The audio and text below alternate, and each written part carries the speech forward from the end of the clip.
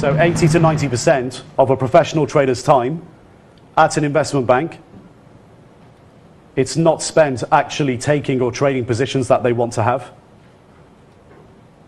It's spent market making and monitoring algorithms. The machines in market making have replaced humans in the business. There's no skill in market making anymore. Now we're going to come on to pay later, what people get paid at investment banks, but it seems pretty logical that if the commission is down 80% over the last decade, what do we think pay is down? It's down roughly by the same amount. But first we're going to look at prop trading. Prop trading is pretty much 10% of a trader's time at an investment bank. That's using the bank's money to make money. Why do you think the bank would give the trader capital to enable them to take positions? Obviously to make money, but why do they want them to make money doing this? Think about that negative selection portfolio. Over many, many trades, over a year, over a financial year, there will always be a loss in doing business with clients because they still have to commit capital. So they will always lose some of the commission over the year. And they'll always have the negative selection portfolio throughout the year. But why do you think the bank gives them money to trade on a proprietary basis? Any guesses? Offset the losses. Exactly.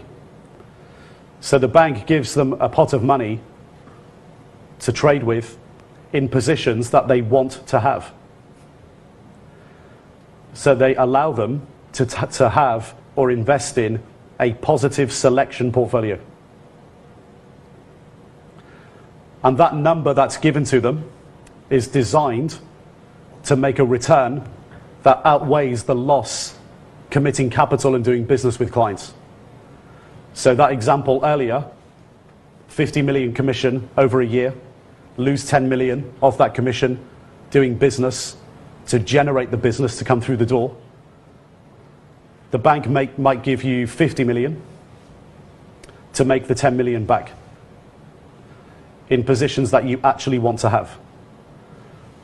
And typically, and this goes against pretty much all perceptions outside the industry, typically they're running long-short portfolios with 1 to 3 month time horizon. They're not actually going in and out of the market every couple of minutes, every couple of hours, trying to make money quickly. They're actually holding positions for a long time. So they're running portfolios. So the purpose is to try and make that money back. But it's also linked to the trader's bonus. That's where the trader gets paid their bonus. If they make money, proprietary trading, in positions that they want to have, that's where their bonus comes from.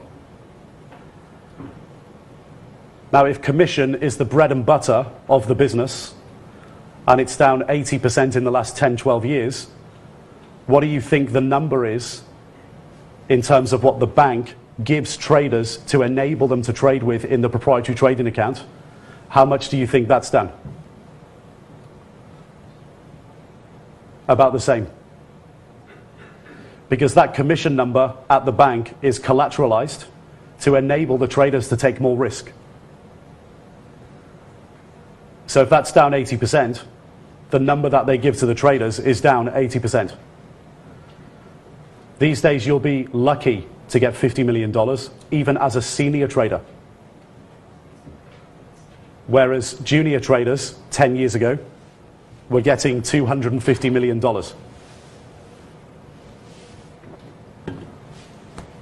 So they could actually earn a bonus. So that means all things being equal, bonuses are down 80%. Am I depressing people here? You don't need to get depressed. You've just got to deal with the market that you've inherited. When I joined the industry in '99, well, in all times or points in time, it's a trader's job to follow where the opportunities are, where the money can be made. In '98, '99, when I was applying to investment banks, it was valid because investment banks were places where you could make a lot of money. It's totally changed now. What you've got to do now is deal with the market that you've inherited and still follow where the opportunities are. But we'll come on to that later. Let's have a look at how the secondary markets division is set up. If you think banks or investment banks are places where everybody makes loads of money, you'd be very mistaken, because the vast majority of people are actually in support functions. The ratio of a profit center, somebody who actually brings money into the company, and somebody who's a cost center, for every one person that's a profit center, 4 people are a cost center. There's 4 in support. And the secondary market side kind of works like an upside down pyramid model. The traders hold everything up. The traders are still the most important people. They're in control of the bank's balance sheet. They're the gatekeepers of the bank's balance sheet. What they say happens. So what you see at the top is actually what's right at the bottom, the support function. So we've got support, technology, compliance, and operations. Typically, a global secondary markets business at a top investment bank will have about 3,000 of these people. They don't bring any money into the company. They're a cost center, and they're viewed internally as a cost center. They get the least pay. The first profit center, and I'm going to use the term loosely here, is research analysts, the guys that write the proprietary research or the bank's research on the assets, on publicly traded assets. I'm using the term loosely because increasingly they're less and less and less of a profit center because the old business model is now dead. The old business model was pension funds and hedge funds used to pay for research. They used to pay directly for research. They don't anymore. They then used to pay for research in the execution business via commissions. But they can execute everything themselves now, and they've got their own in-house research. So they don't pay for research anymore. There's still a few figurehead research analysts knocking about on Wall Street and in the city who still get paid okay, but the vast majority get paid nothing. Basic salary and a small bonus, because that side of the business is dead. They bring very little money into the company anymore. The first real profit center is in sales, and that's hedge fund sales, not long-only sales, because long-only sales rely on the research business model. There's only a couple of them left at each investment bank. They've all gone. Why? Because there's no opportunity to make money. They don't get paid. Hedge fund sales, they're the first real profit center on the secondary market side, because what they're doing every day is speaking to the hedge funds, and they're coming up or generating trade ideas, and the hedge funds are more active. So the opportunity to be there to make money still exists, but it's still down massively versus 10 years ago. That it's right to call them a profit center because they bring money into the firm. So a guy comes up with an idea as a hedge fund sales guy. They put the trade idea into the hedge fund. The hedge fund decides they want to do it. Naturally, through the execution business, commission is paid. So they can add incremental dollars to the business. The next profit center, and it's a supposed profit center, is the sales trading function. Sales traders are part of the execution team, the execution business, and they sit opposite or amongst the traders. And they're speaking to the dealers at the pension funds and the hedge funds. So when, in that example, the Apple example, the $10 million example, when the pension fund manager decides they want to top up their portfolio in Apple and they want to buy $10 million, they call internally or send the order down to their dealer internally at the pension fund. The dealer then sends it to the sales trader.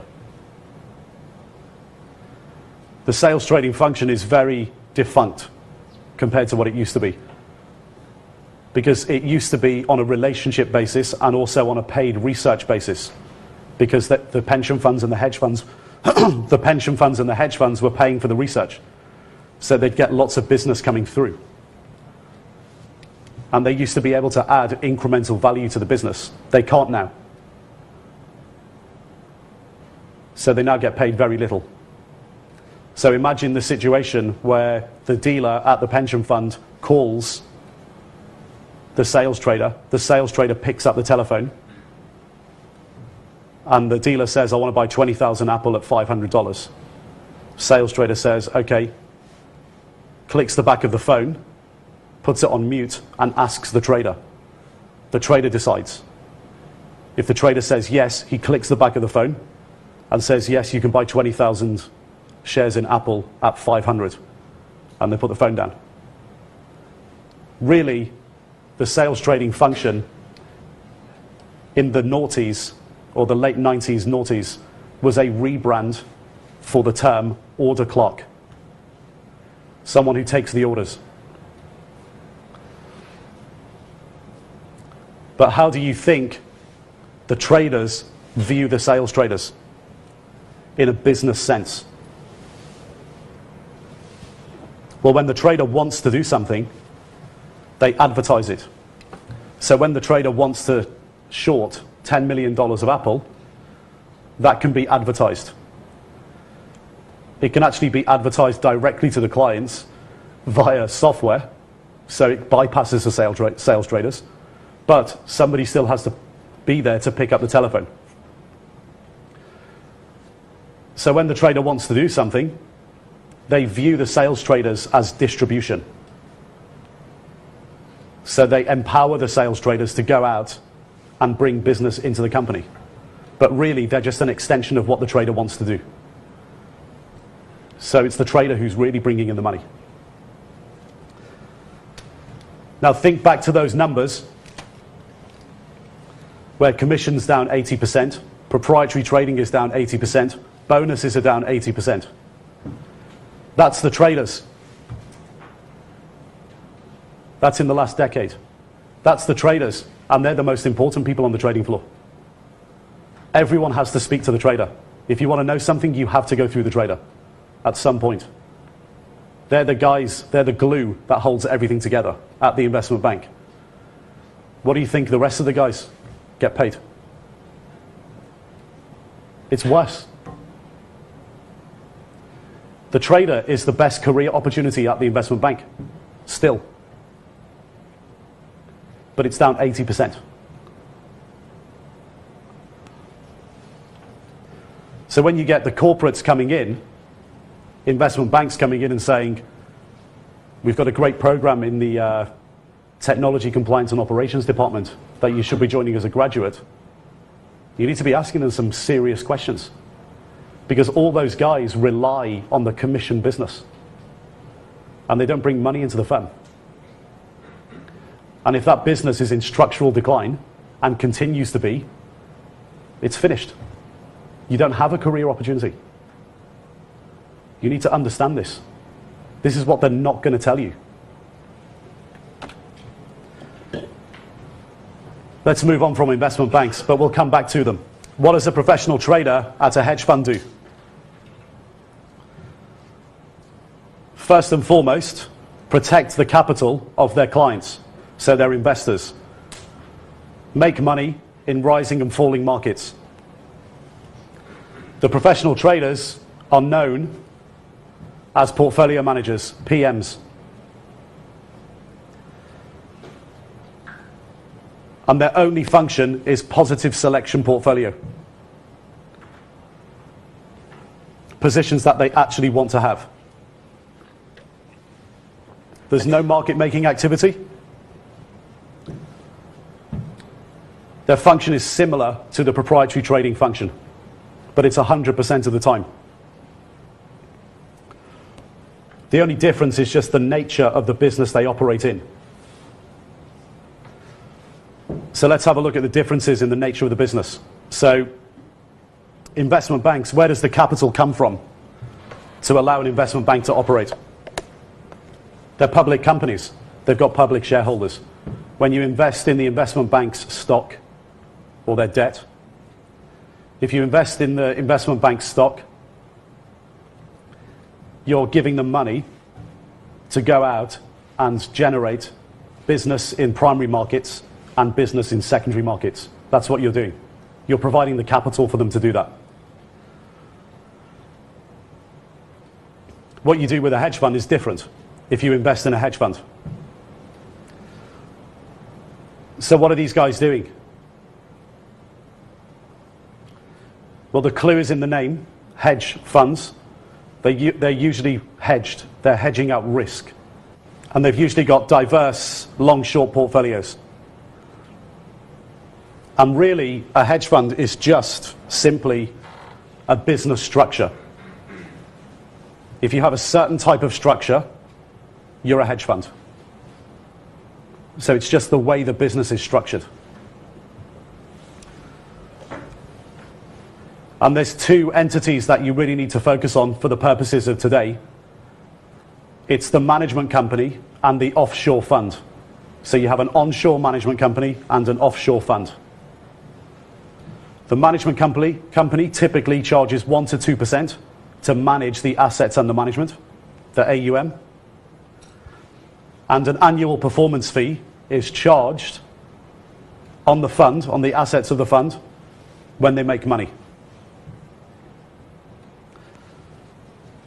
But something that most people don't realize is that performance fee doesn't automatically just go out of the fund and everyone gets paid a big bonus and everyone goes home. Funnily enough, the investors want to see the hedge fund manager invested in their own strategy and happy to invest every year. So typically what you will see in the mandate of the fund, in the term sheets, before an investor invests, they'll want to see that the portfolio manager is contracted to reinvest their money all the time into the fund every year. So typically, they'll be reinvesting at least half of the performance fee back into the fund every year. So what does that mean? It means they trade their own money. Banks, investment banks, traders there trade public shareholders' money. Professional traders at hedge funds trade their own money and outside investors' money and charge a performance fee and a management fee to do so. Now, because the hedge fund trader is spending 100% of their time on the positive selection portfolio, so there's no market making, their trading and investment process is a lot more sophisticated than the guys who are prop traders at investment banks. They're much more thorough in what they do.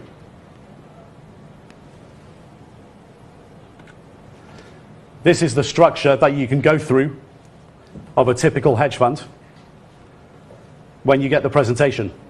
But for the purposes of today, because we've got a bit of limited time, just to understand the onshore management company and the offshore fund. So let's have a look at an example of a $1 billion hedge fund. A hedge fund that's got $1 billion of assets under management. We're looking at this because the $1 billion number is the number in the industry that's considered to be the level at which you've arrived as a hedge fund. Below that, everybody's trying to get to $1 billion. That's the golden number. So typically you can start off with $50 to $100 million these days. It's still quite difficult to get, but you're aiming to grow in 2, 3, 4 years up to $1 billion. That's when you've considered to have arrived. What are they actually doing? Well, in this example, we're looking at a fairly conservative $1 billion hedge fund, holding 25 positions long and 25 positions short in their portfolio. So they've got a self-imposed position limit of 2% of assets under management. So no single position can be over $20 million. And that will actually be in the terms of the fund before the investor invests. It's one of the reasons why they're investing. And they're targeting a 20% return with mid-teens volatility, 15% volatility. So it's logic that you would want to get a 20%, if you're targeting a 20% return, you would rather invest in somebody who has 15% risk and achieves 20 than somebody who has 40% risk and achieves 20. These numbers will be in the mandate and the term sheet as well of the hedge fund. It's the reason why people invest. So in this example, they're charging investors a 2% management fee. Just for the record, 2% is very high. So this hedge fund's getting away with charging 2%. 1% is the industry standard. And they're charging a 20% performance fee. So they're making 20 million in management fees and 20% on the performance, 200. So they're making 40. And then 50% of that performance is reinvested by the managers. So at the beginning of next year, the $1 billion fund becomes 1.16 billion. 40 million has left the fund. 20 million in management fees and 20 million in performance fees. Now let's think about that management and performance structure. First of all, let's deal with the management company. The management company is onshore and invoices the fund offshore for the management fee annually. Why?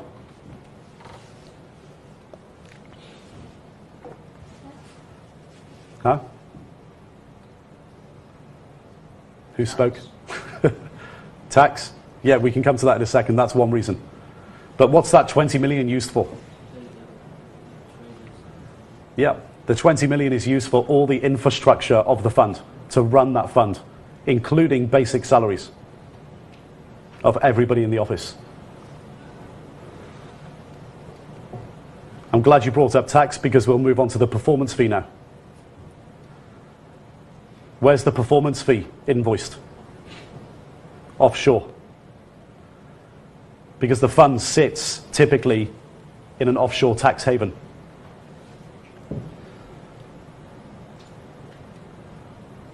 No one likes paying the tax, least of all the investors. So they invest in the offshore entity, and the traders charge the performance on the offshore entity. And they don't need to bring it onshore. They can reinvest it and keep profits offshore.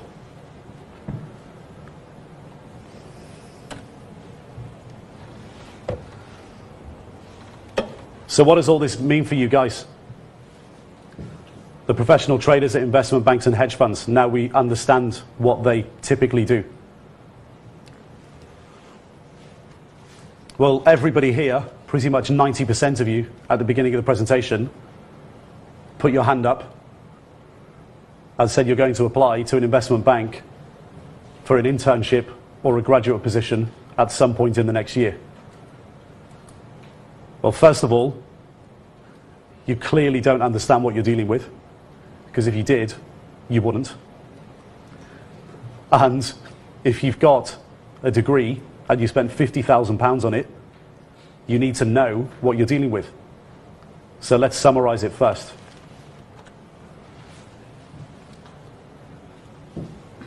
Hedge fund managers use their own money to trade. They reinvest, and they're invested in their own fund. They also accept outside investors' money, and they charge to do that. Traders at investment banks don't. They trade public shareholders' money. And they spend 80 to 90% of their day managing a commission revenue business and trading out of positions that they don't want to have. It's a totally different function.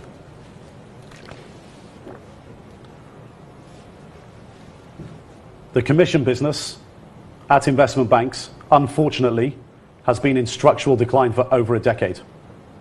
It started in 2002.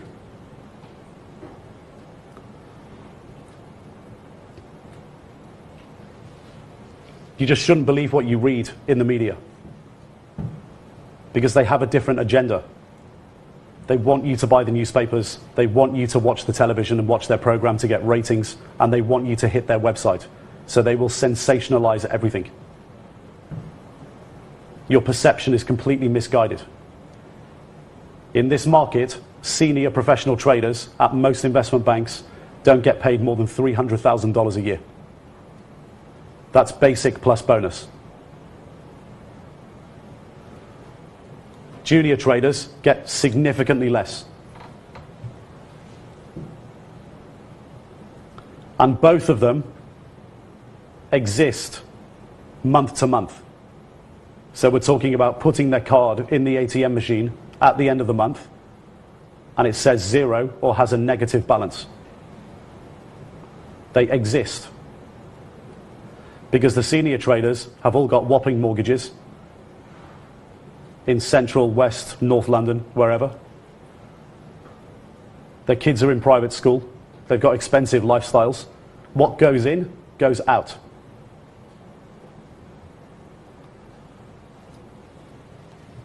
It has another consequence for you that you need to understand. If there's no opportunities to make money at investment banks, do good traders go and work at investment banks? No. They've all left. They've all gone to hedge funds. They've all left the Western world altogether, or they're operating in the Western world and doing their own thing and trading their own money, because they can make more money doing that than working at an investment bank.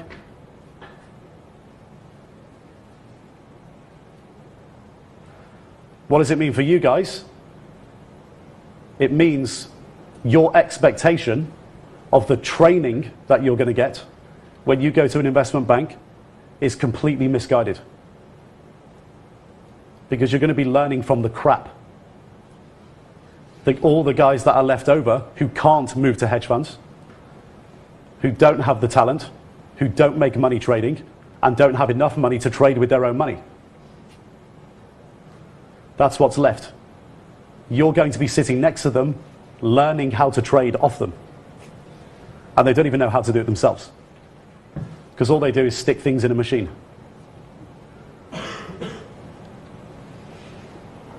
There's also another consequence to this, and we call it in the industry the race to zero. These algorithms, which are so prevalent in the industry, and we have a gentleman here, Corvin. Corvin's a hedge fund manager who's down here to talk to you today about that later. We'll go over the basics here.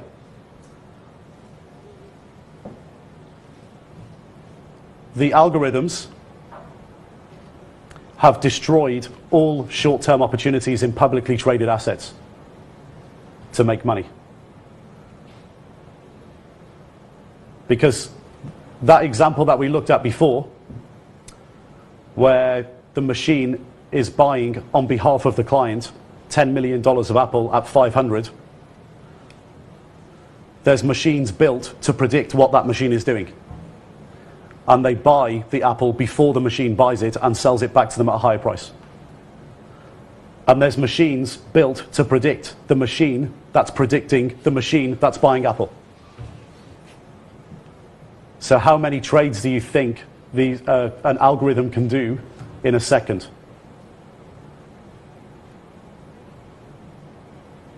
Someone throw a number at me. Couple of thousand? It will stay in the thousands. They haven't quite built the millions one yet. So you're looking at about 15, 20,000 with decent algorithm. How many can a human do? One. But humans literally don't stand the chance. This race to zero is everything in a short space of time. So we're talking a second, a minute, 10 minutes, an hour, a day. The human doesn't stand the chance. The machines have replaced humans on electronic exchanges in anything under a day. You don't stand the chance. And if you look at implied volatility of publicly traded assets over the last 12, 15 years, it's just gone like this, constantly down, over short time horizons. And that's what we call the race to zero. Because all these machines are competing all the returns to zero over short spaces of time. So you either need to become the best programmer in the world if you're going to be successful in trading, or you go where the opportunities are. And the opportunity now is not to go to the investment bank and make money over one day because volatility is really high. Those guys stick things in machines. The opportunity as a human is to add value by learning how to manage portfolios and trade portfolios over 1 to 3 month time horizons, longer time horizons, because the machines can't do that. Humans can do it. So that's where you add value as a human. It also gives you another strong message. All the good guys are leaving, or have already left. And now they're trading either at a hedge fund structure with their own money, or they're trading in other structures with their own money. They're sending you a very strong message. You need to trade with your own money. If you want to be a professional trader, that's what you have to do now. You can't go to an investment bank and trade with publicly available shareholder money or public shareholder money and get away with making tens of millions of dollars. It's not available anymore. It doesn't exist.